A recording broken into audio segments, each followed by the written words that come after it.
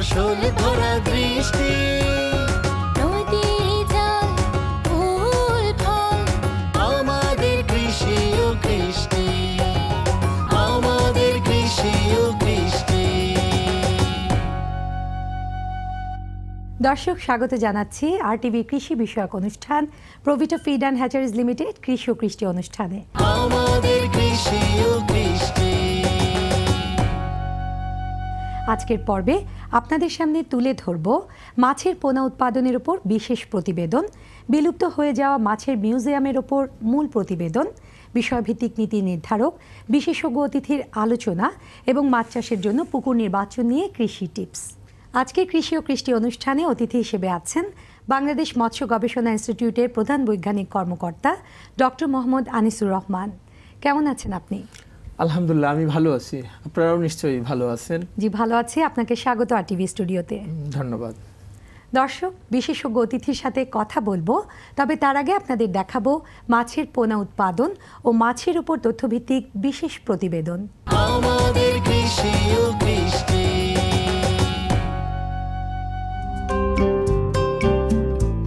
মৎস্য উৎপাদনে বাংলাদেশ বর্তমানে চতুর্থ স্থানে অবস্থান করছে। দেশীয় বিভিন্ন প্রজাতি মাছের পাশাপাশি বিদেশি মাছের উৎপাদনেও বাংলাদেশ এগিয়ে রয়েছে অন্যান্য দেশের তুলনায়। আর তা সম্ভব হয়েছে মৎস্য খামারিদের অক্লান্ত পরিশ্রম, মৎস্য বিজ্ঞানীদের গবেষণার কারণে। মৎস্য চাষের জন্য ভালো পোনা মৎস্য চাষিদের জন্য খুবই গুরুত্বপূর্ণ। ভালো পোনা উৎপাদন করতে হলে অবশ্যই বৈজ্ঞানিক পদ্ধতিতে মাছের পোনা উৎপাদন করা জরুরি। সেক্ষেত্রে ডিম উৎপাদনকারী মাদার ফিশ একটি স্বাস্থ্যসম্মত পুকুরে লালন পালন করার পর নির্ধারিত সময়ে পুকুরে জাল টেনে উপযুক্ত মাদার ফিশ থেকে ডিম সংগ্রহ করতে হবে। আমাদের এই হ্যাচারিতে দীর্ঘদিন যাবত আমরা গুণগত মানসম্পন্ন মাছ আমরা মেনটেন করি। আমরা বাংলাদেশের বিভিন্ন জায়গা থেকে হালদা, যমুনা, পদ্মা থেকে আমরা ব্রুন মাছ নিয়ে আসি এবং এখানে আমরা রেয়ার করি। প্রতি বছর এখানে আমাদের রুই, কাতলা, মৃগেল, ব্ল্যাক কার্প, কালিবাউস, সিলভার কার্প মাছের পোনা আমরা তৈরি করি এখানে আর কি। মাদার পন্ড থেকে আকারে বড় ও বলিষ্ঠ মাদার ফিশ ধরে সেই মাদার ফিশ থেকে ডিম সংগ্রহ করতে হবে বৈজ্ঞানিক পদ্ধতিতে। তারপর সঠিক নিয়মে পোনা উৎপাদন করতে পারলে অবশ্যই আদর্শ পোনা উৎপাদন করা সম্ভব। প্রথমে বুট মাছগুলা আমি বুট পন্ড থেকে নেটিং করে বাছাই করে মেল এবং ফিমেল বুট ট্যাঙ্কে রাখা হয়। মেল আলাদা রাখা হয়, ফিমেল আলাদা রাখা হয়। 6 ঘন্টা কন্ডিশনিং হওয়ার পর আমি পিজি হরমোন প্রথম ইনজেকশন হিসাবে ব্যবহার করি।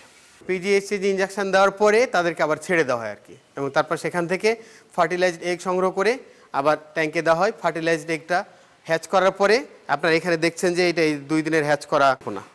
আমার এই ট্যাঙ্কে প্রায় 12 লক্ষ মতো পোনা আছে। এই পোনাটা এটা রুইয়ের পোনা এবং এটা গুণগত মানসম্পন্ন রুইয়ের পোনা আর কি।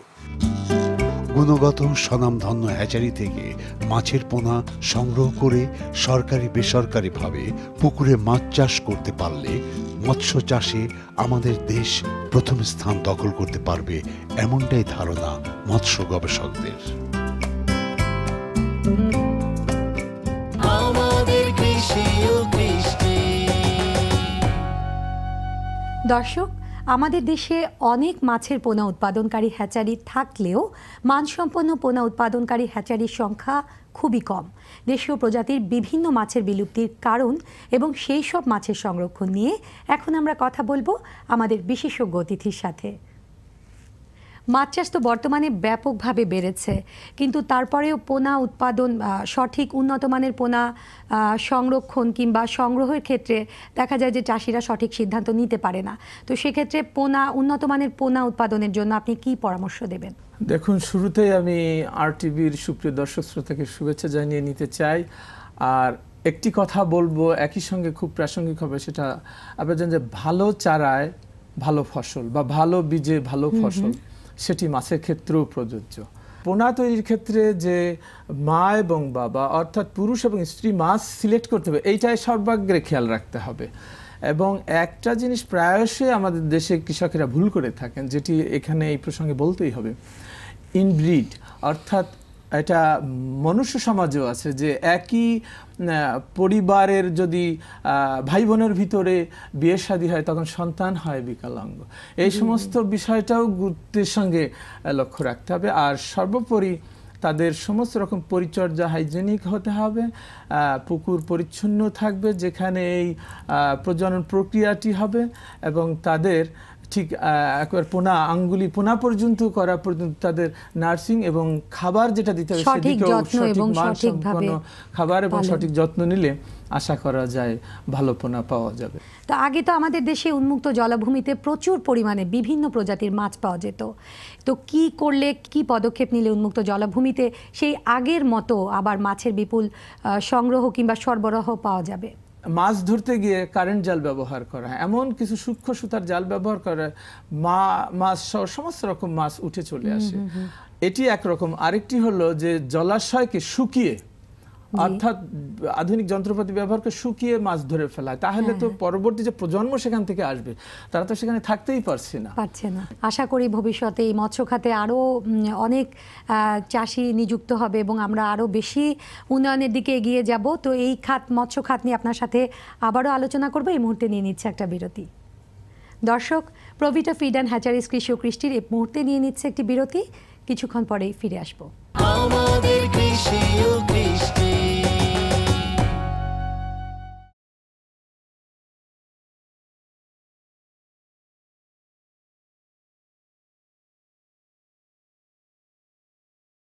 আমাদের কৃষি ও কৃষ্টি। দর্শক, বিরতির পর আবারও স্বাগত প্রভিটা ফিড অ্যান্ড হ্যাচারিজ লিমিটেড কৃষি ও কৃষ্টি অনুষ্ঠানে।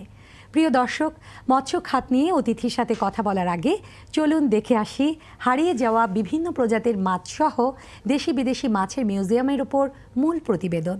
আমাদের কৃষি ও কৃষ্টি।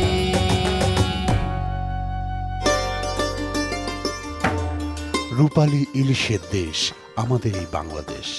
খাল, বিল, নদী, নালা সহ বিভিন্ন প্রাকৃতিক উৎস থেকে দেশীয় প্রজাতির হরেক রকম মাছ পাওয়া যেত একসময়।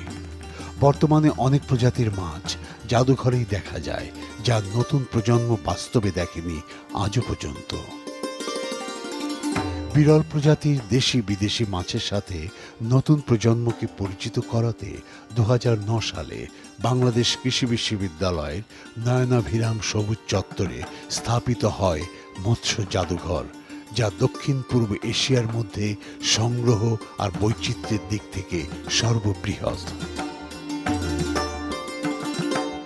আমাদের মিঠা পানিতে প্রায় 293 প্রজাতির মাছ আছে। এটা কিন্তু কাগজে কলমে আছে, অনেক সময় এই মাছগুলো দেখা যায় না। এবং ইদানিং যে রেড লিস্ট যে আবার আপডেট করা হয়েছে, সেখানেও কিন্তু অনেকগুলো মাছ আমাদের বিপন্ন, চরম বিপন্ন প্রায় মাছের তালিকায় চলে গেছে। তো এই সমস্ত কারণে বাংলাদেশের অনেক মাছ মানুষজন চেনা জানার আগে হারিয়ে যাবে। এই জন্য আমরা এই মিউজিয়ামটি, এটি হচ্ছে দক্ষিণ এশিয়ার সর্ববৃহৎ মাছের মিউজিয়াম, মিঠা পানির মাছের মিউজিয়াম, আমরা 2009 সালে প্রতিষ্ঠা করি। এবং এখানে বাংলাদেশে যত মাছ পাওয়া যায়, আমাদের নদী নালা খালে বিলে প্রায় 293 প্রজাতির মাছ পাওয়া যায়। সেখান থেকে 230 প্রজাতির মাছ আমরা আমাদের এই মিউজিয়ামে আপনারা দেখতে পারবেন। চলুন দর্শক, আপনাদের মাছগুলো ধীরে ধীরে দেখাই। সমৃদ্ধ ইতিহাস ঐতিহ্যকে দেশের মানুষের সামনে তুলে ধরা এবং বিপন্ন মাছগুলোর ব্যাপারে জনমনে সচেতনতা বৃদ্ধি করার লক্ষ্যে জাদুঘরটি প্রতিষ্ঠিত হয়, যার প্রাণপুরুষ ডক্টর মুস্তফা এআর রহমান। এটি আমাদের সিপ্রিডি ফরমিস গ্রুপের জন্য এই রুমটি করা হয়েছে। অর্থাৎ আমাদের যে রুই, কাতলা, মৃগেল জাতীয় মাছ এখানে আমরা রাখছি। এর ভিতরে কিছু আবার বিপন্ন প্রজাতির মাছও আছে, যেমন এই মাছটি হচ্ছে ল্যাবিওডেরো বা কুরসা। এখানে এই মাছটি একটি চরম বিপন্ন প্রজাতির মাছ। তারপর আপনাদের আরেকটি মাছ দেখায়, এই মাছটিকে বলা হয় ল্যাবিও পাঙ্গুসিয়া বা বাইটকা। এই মাছটি আমাদের পাহাড়ি অঞ্চলের মাছ, কিন্তু এটির জীববৈচিত্র্য কমতে কমতে তলানিতে এসে ঠেকছে এবং এটা খুব কম পাওয়া যায়। আরেকটি গুরুত্বপূর্ণ মাছ আমাদের হচ্ছে ঘোড়া মাছ, যেটিকে বলা হয় ল্যাবিও ডয়চেলিয়াস আর কি। আপনারা দর্শক অনেকে হয়তো নাম শুনে থাকবেন, এই মাছটি কিন্তু অনেকে হয়তো দেখেননি আর কি। এখানে আমরা রাখছি মাছটা। আর এইদিকে আরেকটি মাছ আপনাদের দেখাই, যে মাছটিকে আপনারা অনেকেই নাম শুনেন, যেটিকে মহাশোল মাছ বলা হয় আর কি। এটি একটি খুবই চরম বিপন্ন প্রজাতির মাছ, আমাদের কংস সমুদ্রনীতে মাছটি পাওয়া যায় এবং এই মাছটির জীববৈচিত্র্য ধীরে ধীরে কমতে কমতে একদম বিলুপ্তির মুখে চলে এসেছে। শতাধিক মাছের চিত্রসহ এই গ্যালারিতে রয়েছে প্রাগৈতিহাসিক যুগের বিলুপ্ত মাছ ও অন্যান্য প্রাণীর জীবাশ্মার প্রতিলিপি। আরও রয়েছে কোটি কোটি বছর আগে বিলুপ্ত অধুনা প্রাণীর কঙ্কাল। একসময় আমাদের নদী নালা খালে বিলে প্রচুর পরিমাণে ডলফিন দেখা যেত বা শুশুক দেখা যেত। বর্তমানে এদের জীববৈচিত্র্য ব্যাপকভাবে কমে গেছে, যেহেতু নদী নালা খাল বিল শুকিয়ে যাচ্ছে এবং নদীতে মাছ পাওয়া যায় না, এই জন্য ডলফিনের বায়োডাইভার্সিটি কমে গেছে। এবং এটি কিন্তু ডলফিন ধরা মারা আইনত নিষিদ্ধ হওয়ার পরেও কিন্তু মাঝে মাঝে জেলেদের জালে এটি ধরা পড়ে এবং জেলেরা এটি বিক্রি করার চেষ্টা করে থাকেন। এই মৎস্য জাদুঘর আমাদের নতুন প্রজন্মকে যেমন দেশীয় মাছ চিনতে গুরুত্বপূর্ণ ভূমিকা পালন করছে, অন্যদিকে জনসচেতনতা বৃদ্ধি করে দেশীয় মাছের ঐতিহ্যকে রক্ষা করার জন্য কাজ করে যাচ্ছে। আমাদের কৃষি ও কৃষ্টি। দর্শক দেখলেন মৎস্য মিউজিয়ামের ওপর মূল প্রতিবেদন। এখন আমরা কথা বলবো আমাদের বিশেষজ্ঞ অতিথির সাথে। আমরা এই প্রতিবেদনে এমন কিছু প্রজাতির মাছ দেখলাম যেগুলো এখন একেবারেই পাওয়া যায় না কিংবা বিলুপ্ত হয়ে গেছে। তো এই সব মাছ পুনরায় উৎপাদন কিংবা চাষের ক্ষেত্রে কি কি করা উচিত বলে আপনি মনে করেন? দেখুন, যে মাছগুলি হারিয়ে যাওয়ার পথে তাদেরকে ধরে রাখাই কিন্তু একজন গবেষক, আমি যেহেতু গবেষক আমাদের কাজ, তো আমাদের প্রায় 50টির উপরে এই বিষয়ে গবেষণা প্রযুক্তি আছে। মৎস্য অধিদপ্তর এই প্রযুক্তিগুলি হাতে নিয়ে কৃষকদের মাঝে ছড়িয়ে দিচ্ছেন, এটি একটি, এবং প্রদর্শনী খামার করে তাদেরকে এটা পরিচিতি ঘটিয়ে দেয়া, তাদের মধ্যে প্রশিক্ষণ দিয়ে, প্রশিক্ষণের কোনো বিকল্প নাই, প্রশিক্ষণ দিয়ে সচেতনতা সৃষ্টির মাধ্যমে এই মৎস্য উন্নয়ন কর্মকাণ্ড তাদের মধ্যে ছড়িয়ে দিতে হবে। আর বেছে বেছে যে প্রজাতিগুলো বিপন্ন, মহাশের আছে, ভেদা, বটিয়া, ডেরিও, বৌ মাছ, মলা, ঢেলা, অনেক মাছ যেগুলির প্রজনন সংগঠিত করে যাতে তাদের পোনা সহজলভ্য করে দেয় কৃষকদের কাছে, সেই প্রক্রিয়ার মাধ্যমেও কৃষকদের মাঝে গ্রাম পর্যায়ে ছড়িয়ে দেওয়া। আগে যে জলাশয়গুলি ছিল উন্মুক্ত জলাভূমি, তো এখন তো সেই প্রাকৃতিক জলাশয়গুলো দেখা যায় না। তো সেক্ষেত্রে আগের মতো একই রকম প্রাকৃতিক জলাশয়ের পরিবেশ ফিরিয়ে আনার জন্য কি করা উচিত এই মুহূর্তে বলে আপনি মনে করেন? দেখুন, প্রাকৃতিক বিপর্যয়, আবহাওয়াগত অনেক পরিবর্তন, জলবায়ু উষ্ণায়ন পরিবর্তনের কারণে, নানা কারণে, আর আধুনিক যন্ত্রপাতির কারণে মানুষ কিন্তু প্রাকৃতিক পরিবেশের উপরে অনেকটা অত্যাচার করে ফেলছে। প্রকৃতির উপর অত্যাচার করলে সে কিন্তু একসময় প্রতিশোধ নেয়। তো ঠিক ওই রকমভাবেই বিল, ঝিল, অনেক খাল, জলাশয়, যখন আমি একটা মাছ ধরবো সেইখানে পরবর্তী একটা প্রজন্ম যাতে আসতে পারে সেই অবস্থা না রেখে, অর্থাৎ ওই মাছগুলিকে শুকিয়ে, ওই অঞ্চল জায়গাকে পানি একদম শুকিয়ে সেচের জন্য ব্যবহার করি, যে কাজেই ব্যবহার করি, আমি মাছের কথা বেমালুম ভুলে যাই। তো একেবারে মা সহ, অর্থাৎ যারা পরবর্তী প্রজন্ম তাদের সহজে ধরে ফেলা, এটা বড় একটা ক্ষতিকর কাজ করা হয়। আর এখানে প্রশিক্ষণ প্রয়োজন এবং গণ সচেতনতা খুবই প্রয়োজন। দেখা যায় যে প্রাকৃতিক উৎস থেকে দেশীয় প্রজাতির যে মাছগুলো, তাদের স্বাদ ও পুষ্টিগুণের সাথে চাষ করা মাছের স্বাদ ও পুষ্টিগুণের একটা বিশাল পার্থক্য দেখা যায়। তো এই পার্থক্যের কারণ কি? এছাড়াও আপনি আমাদেরকে বলবেন যে চাষিরা যদি চাষ করা মাছের স্বাদ ও পুষ্টিগুণ দেশি প্রজাতির মাছের মতোই আনতে চায় বা বাড়াতে চায়, সেক্ষেত্রে তাদের জন্য কি কি করতে হবে? যে কোনো ফল ফসল যদি পরিপুষ্ট না হয়, পরিপক্ক না হয়, তখন কিন্তু তার পূর্ণ স্বাদ আসে না। তো এই যেটি চাষের মাধ্যমে আসছে, এটা যদি সঠিক মাত্রায় খাবার প্রয়োগ করে সেটাকে কাঙ্ক্ষিত পর্যায়ে বড় করে আমি আনতে পারি, তখন কিন্তু তার স্বাদ আমি ঠিকই পাবো। এই মৎস্য খাত নিয়ে আপনার সাথে কথা বলছিলাম, এটি নিয়েও আমরা কথা বলবো আপনার সাথে আবারও। এখন নিয়ে নিচ্ছি আরও একটা বিরতি। Thank you. দর্শক, কৃষি ও কৃষ্টি অনুষ্ঠানে নিয়ে নিচ্ছি আরও একটা বিরতি। RTVর সাথেই থাকুন। আমাদের কৃষি ও কৃষ্টি।